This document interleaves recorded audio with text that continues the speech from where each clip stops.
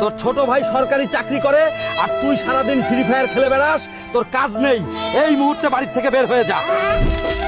ঠিক আছে বাবা, বাড়ির থেকে বের হয়ে গেলাম, কোটি টাকার মালিক হয়ে তবেই বাড়ি ফিরবো। ভালো থেকো।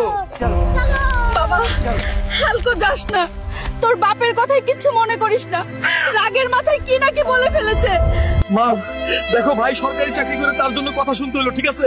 আমি ঢাকা শহরে যাচ্ছি, ভালো একটা চাকরি করে কোটি টাকার মালিক হয়ে তারপর বাড়ি ফিরবো। বাবা, হাল্ক ওখানে পৌঁছে আমাদেরকে মোবাইল করিস। ঠিক আছে, পৌঁছানোর পর মোবাইলে জানিয়ে দেবো, চিন্তা করো না। বিদায় মা।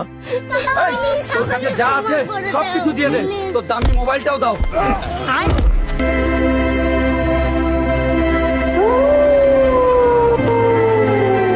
হে মালিক, আমাকে রক্ষা করো।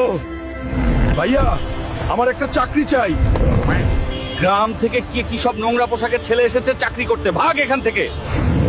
আচ্ছা, তোর লেখাপড়া কত দূর? 9 ক্লাস কম মেট্রিক পাস।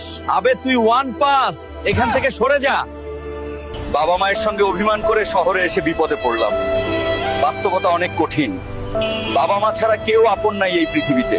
বাবু, তুমি কি শহরে নতুন কাজ লাগবে নাকি তোমার? চাচা, আমার একটা কাজ চাই। আর একটু সামনেই একটা চায়ের হোটেল আছে, ওখানে একটা লোকের প্রয়োজন, ওখানে যাও বাবাটা। চাচা, আমার একটা কাজ চাই। গ্রাম থেকে এসেছো, মনে হয় তুমি আজ থেকেই এখানেই কাজ করো বাবা। এই শহরে এখনো ভালো মানুষ আছে, আমি কৃতজ্ঞ চাচা। চা লাগবে, চা। এভাবেই হালকের 2-2টা বছর কেটে যায়। হঠাৎ একদিন এই নিন স্যার আপনার চা। আরে, এতদিনে আমি আসল খেলোয়াড় খুঁজে পেয়েছি, তুমি পারফেক্ট। ঠিক বুঝতে পারলাম না স্যার। আগামী মাসে বক্সিং খেলার টুর্নামেন্ট আছে, সেখানে তুমি জিততে পারলে 1 কোটি টাকা পাবে। বিশ্বাস করেন স্যার, বাবা মায়ের সাথে অভিমান করে শহরে এসেছি। আপনার কথা যদি সঠিক হয় তাহলে আমি খেলায় অংশগ্রহণ করবই। আমি একটা মধ্যবিত্ত ঘরের সন্তান, অর্থের অভাবে পড়াশোনা করতে পারি নাই। ভাগ্যক্রমে আমার ভাইয়ের সরকারি চাকরি হয়েছে, কিন্তু ও আমার বাবা মাকে দেখাশোনা করে না। টাকা পেলে বাবা মায়ের সেবা করবো স্যার। আর আমিও বুঝি, কারণ আমি একজন বাবা।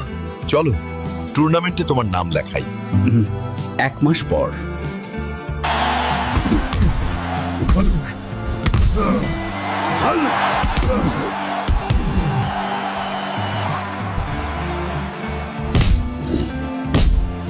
উনি যান।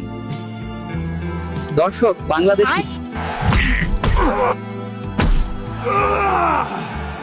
Hulk!